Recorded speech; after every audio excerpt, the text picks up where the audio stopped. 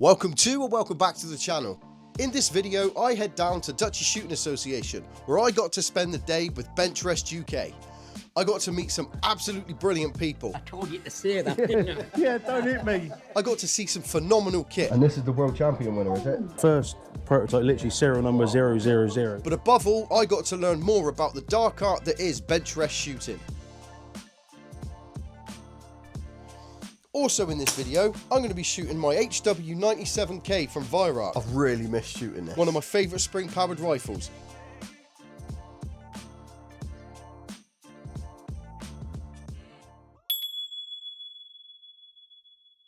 If you're new to the channel, my name's Ads, and it's coming up a year now that I started learning how to shoot sub-12 air rifles in the UK. It started as a very small thing. It started as just wanting to learn how to do a bit of rat control, a bit of pest control, and then it led on to maybe I could learn how to shoot a bit of food. But in order to do that, I wanted to get better at it. So I started learning how to shoot targets, and it's turned into an obsession. I'm very, very keen on any aspect of sub-12 airgunning in the UK, from HFT, target shooting, hunting, all of it. But one thing I'd never touched upon was bench rest. Now, I know I sit here and I shoot from a bench, but this is a million miles away from what bench rest actually is, and I know that now. There was a misconception that I was led to believe that bench rest shooting was very simple. Having seen it for myself, I don't think it is that. It's way more nuanced than that. It's the tolerances are tiny. The margin for error, there isn't one. They're very fiercely competitive, but also very, very good friends. There was a good bit of banter, really good community feel there. I had a great time. Thank you very much, everyone, for making me feel welcome.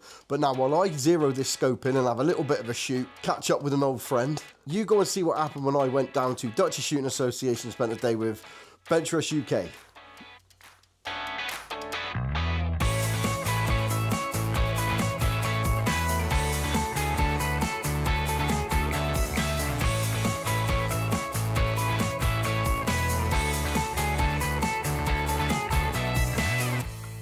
Now, being completely new to Benchrest, I felt a little bit out of my element, but lucky for me, I was able to sit down with these two absolute gentlemen. On the left, we've got Mr. Graham Freeman from Benchrest UK, and on the right, we've got Mr. Matthew Gleaves from Airability, two absolute Goliaths in the sport. I was very lucky to get a bit of their time, and this is what they had to say about Benchrest shooting in the UK. Right. So we've got Matt, and we've got Graham. Graham's from Benchrest UK, and Matt's from Airability. So you've been shooting for all my life, but seriously on the Benchrest about 5 years, and on the tour 4 and a bit years. Ideal. And your channel is Airability. Airability. It's a massive channel from what I understand. No, it's a small channel, but it's dedicated to the world of Benchrest. And I would say in the Benchrest community it's big. Yeah. But I'm not a Kardashian.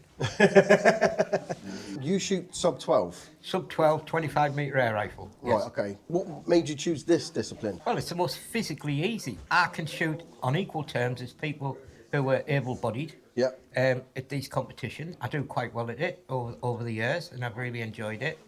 And it's because we shoot from a table. Yeah. There's no load of carrying the rifle. We're not walking around in the mud and up and down hills and things like that. So it's a static sport. So if anybody has any, is not as nimble as he used to be, or etc., you know, that's why Graham does it. He's getting on a bit. I've got to that age, yeah. It's great for the elderly. Yes, and it's accessible for everyone then. So it's Benchrest UK promote that aspect all the time. And is there anywhere people can find the rules in more detail? Yeah, we've got a website, Benchrest UK website. Yeah. You can go on there and you can find all the information you need when the new shoots are. We're pretty proud of what we do. We go to different areas and venues and find clubs that don't have kit or tables or benches, and everything that we make on Benchrest UK is donated to clubs to get them up and running. It's like this club today that we're at today. We supplied them with 13 brand new Benchrest benches free of charge. Oh, wow. That's what Benchrest UK do. So there you go. So we're helping right across the community. We started up about 8 or 9 years ago, and we're growing from strength to strength. We are actually the governing body in the UK for Benchrest. There is no other clubs or any fraternities out there that are with the WABF or the European Benchrest Society. Right. It's only us. So if you wanted to go to the World Championships, and if you was as good, then going through Benchrest UK, you will be able to do that. So I work the rankings out, annual rankings. You know, I've been number 1 last 3 years. You know. Only just. You know what I mean? Hey, a winner's a winner, mate. Benchrest UK is the pathway to the World Championships. Our first event next year will probably be April time. Right. And get the practice in, get on the pathway and give it a go. Sounds good. Is there an age limit? Is there like a sort of a lower age limit? We have had people from the age of 11 Okay. to Ron Harding, that's just recently passed away in the last year or so. He was 96. Oh, He okay. won the World Championships in '83. And so there's no age categories then? Everybody shoots No, alongside everybody that's shoots awesome. on the same level. And That's women. incredible. And women. And women. Gender, everything. So it's fully accessible. Like, so obviously I've been looking at some of the kit here today, and we'll be looking at some more in a minute. There's some very high-end kit here, especially yours. But, does it have to? Like, what would be the sort of entry level if somebody wanted to get into it and stop? It doesn't have to be high end. Matt and Tom have been working on the last 9 to 10 months on 3D printed stocks, Right. which brings the price down dramatically. It's not all about the best kit. It's about how you can read the wind and how you can shoot. On my channel, I try to focus a little bit on kind of like entry-level equipment. Yeah, excellent. So I've done some videos on a gun called the Ratworks Chiappa. The guy who came third yesterday was shooting one of those. Oh, really? In a 3D Wow. printed stock. So Okay. that shows if you hone your skills and tune your gun, money isn't everything. But I will say it does help. There's very rarely people win out of the box, but they learn the gun, they tune the gun themselves. Yeah. And you get to a point where it's really accurate. And that's part of the fun, I imagine, Yeah. as well. Yeah. So in 2 weeks' time, I'm running a boot camp. So Right, I've got okay. 20 people coming to spend a weekend with Matt. So we're splitting into 2 teams for a bit of mile competition. Yeah. Graham's Team Phoenix. We're still waiting for him to rise, by the way, but it's Team Phoenix. And then we've got Team Crackshot, my other friend Tom. Right. And we've got 20 people at the Portishead range in a fortnight, and we're going to be just taking them through all the skills that you need to deliver on the Benchrest range. Well, hopefully there'll be a video of that. I'll Yeah, look forward there to will seeing be. that. Yeah. Can all that be found on Benchrest UK on Yeah. Facebook, the Facebook groups and on the website and all The, that rule, event the, as well? the rules are on the Benchrest UK webpage, but it's just all about being safe, and you'll find that people will kind of coach you, Yeah. until you get good, and then we'll be And then we'll be we'll fighting really you. are. So on my channel, all that stuff about gun width and this, that, and the other, there's videos on all that. Right. Perfect. The Yeah. only thing that we don't abide by is bullying, victimisation, or anything like that. Yeah. If you're that way minded, then this is not the sport for you. Yeah, 100%. It sounds Because like everybody's everybody welcome. is friendly, everybody gels, and we all get on, and that's how it should be. And I told you to say that, didn't I? Yeah, don't hit me. Thank you very much for your time. I massively appreciate it. Thank you very Look much. after And you. Going to go and have a look round now? Thank you. I noticed that there was quite a lot of thinking that went into Benchrest, even down to marking the cards. So this is basically one of the cards, Yep. and if you get a close call where you don't know where it's an 8 or a 9, Yep. you can put the plug in and push it down. Right, yeah, I'm with You you. can then move it over to the camera and you can get a dead view on. Oh, that's genius. Yeah, and you can 100% whether it's in or it's out.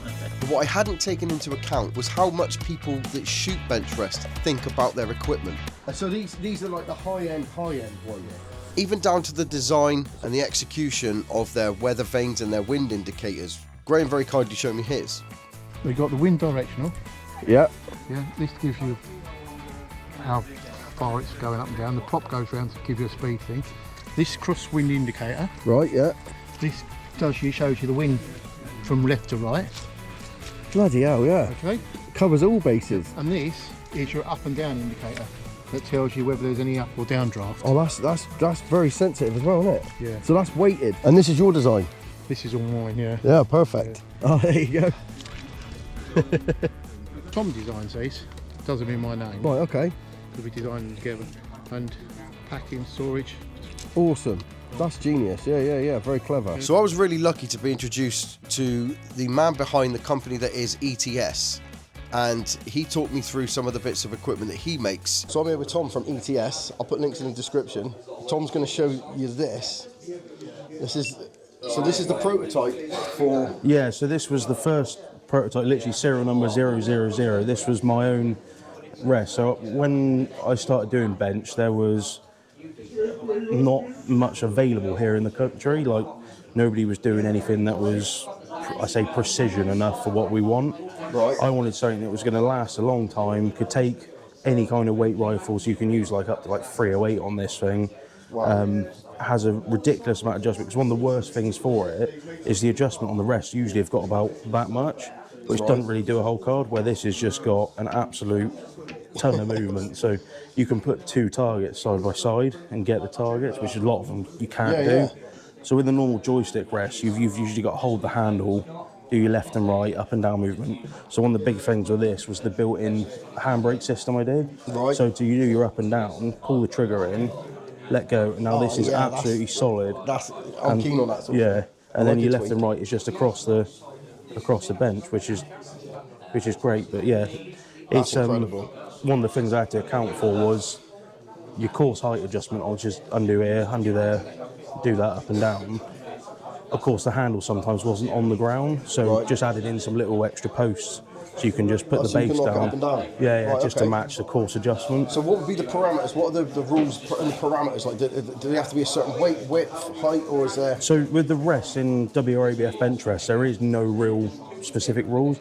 The only thing you can't do is in here, you can't have the rifle clamped. Right, so it's still got to be able to go back and forth freely, in and out freely.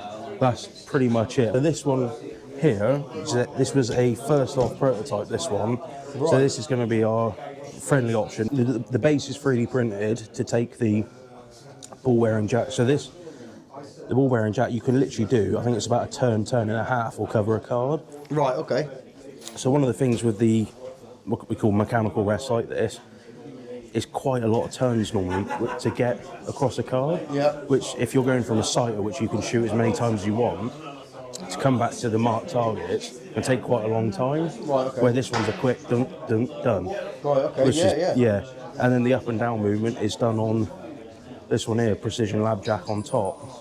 Now the Precision Lab Jack, you can put 25 kilos on this, and the bearing system underneath will take 30 kilos. So there's nothing, there ain't going to be anything that will struggle to go on this. You could raise a child on that. Yeah.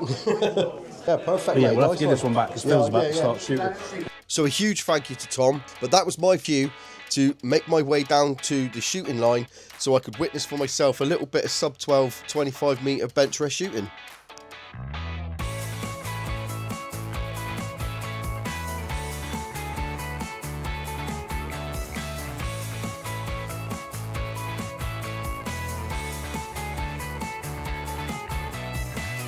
Now this was only a selection of the rifles that was there on the day. One of the things that really surprised me was the pellets were going through the card at 25 metres and then actually hitting the sacrificial wood right the way down range at 100 metres. So the drop on these rifles is very, very minimal. But the other thing that blew me away was this Red Wolf in black was probably the quietest rifle I've ever heard in my life. In fact, I thought it was broken.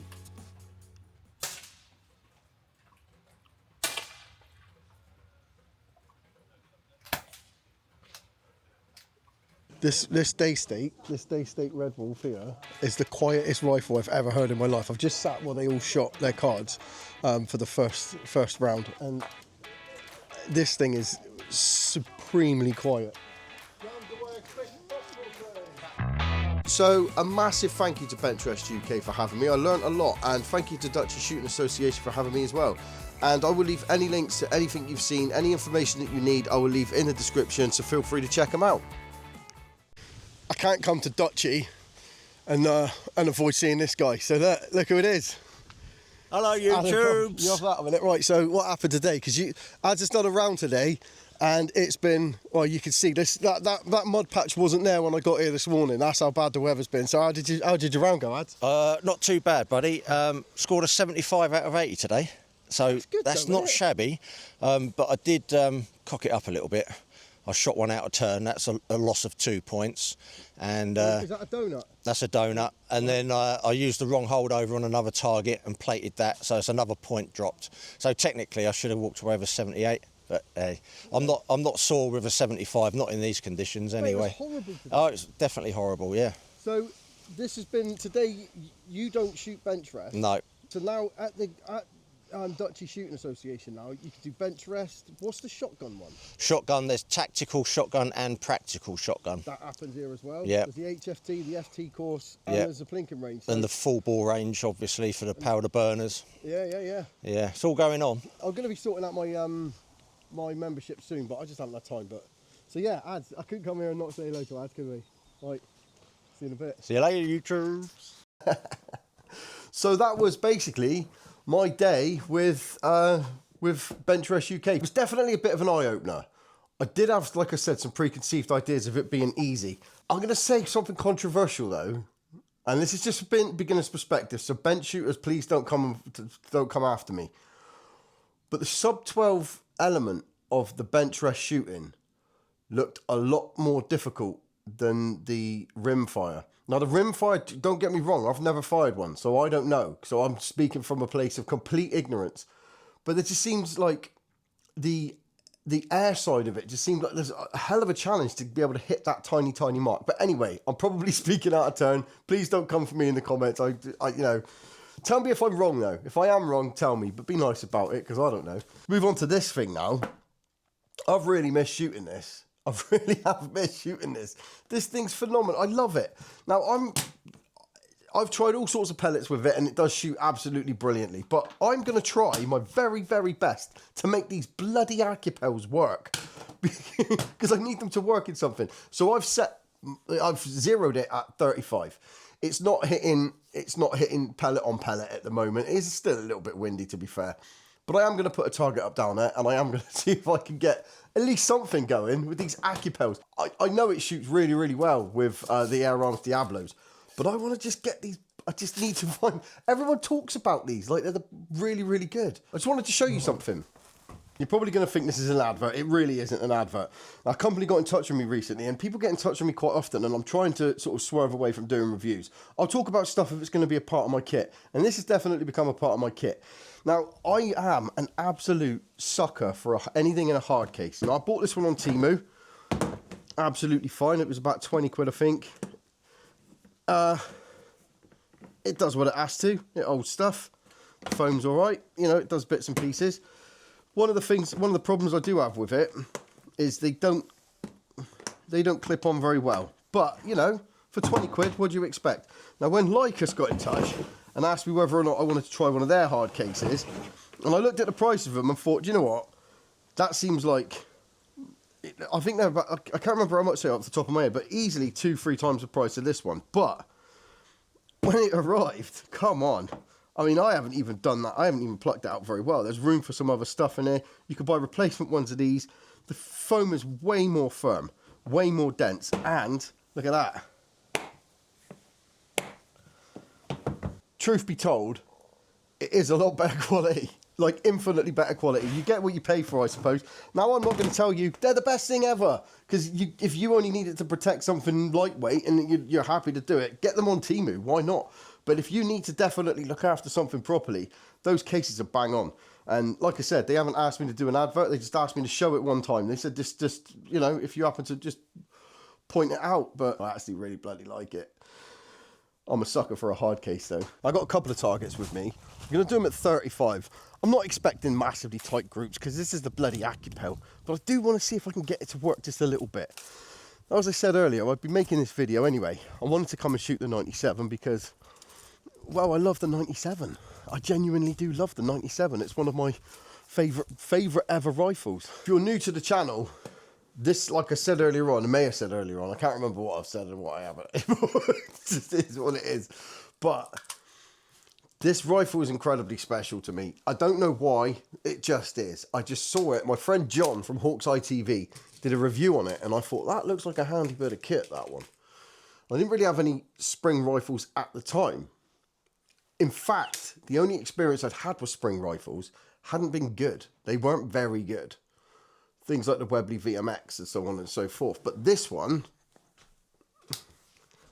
oh, this one, I just love it. And do you know what, right? And this is a true story. If this shot like a shotgun, if I couldn't find a pellet that worked in it, if it didn't perform at all, I'd still love this rifle.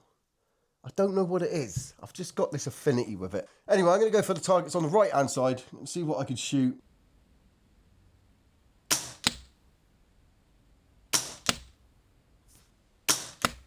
I'm going to blame that on a little bit of wind.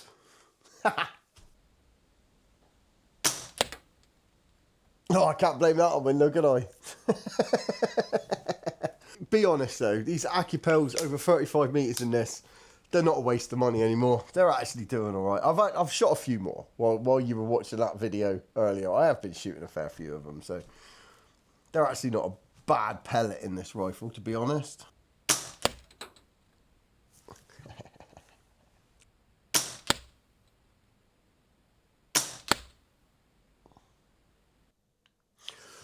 I don't think that's bad at all, is it? So that's this week's video. I just wanted to share with you the experience that I had at the Benchrest UK. One of the things that I took away from that, aside from the knowledge that I got about Benchrest that I didn't have before, was just how unified and how much of a community it was. And it's a beautiful thing to see. They don't put age categories on it. They don't put gender categories on it. And in this day and age, as I'm sure we can all appreciate, that's a beautiful thing. Just to make people come together with one common goal, and that's to shoot a tiny little 2mm hole at certain distances with rifles of certain powers. And it made everybody happy. That's what I love about this, all aspects of this hobby. So yeah, just wanted to say that. It was a beautiful thing, and I massively respect everybody that was involved. Massive respect to all of you. But thank you for watching this video. I hope you enjoyed it. I managed to get to shoot my HW97K again, which has made me very happy. I hope the video made you happy. If it did, like and subscribe if you want to. But if you don't want to, that's absolutely fine as well. I'm just glad you watched this video. But I hope you do, because it does help. But, you know, I'm not going to force you to do anything. You do what makes you happy. What makes you happy makes me happy. I'll see you in the next video. Take care. Cheers now.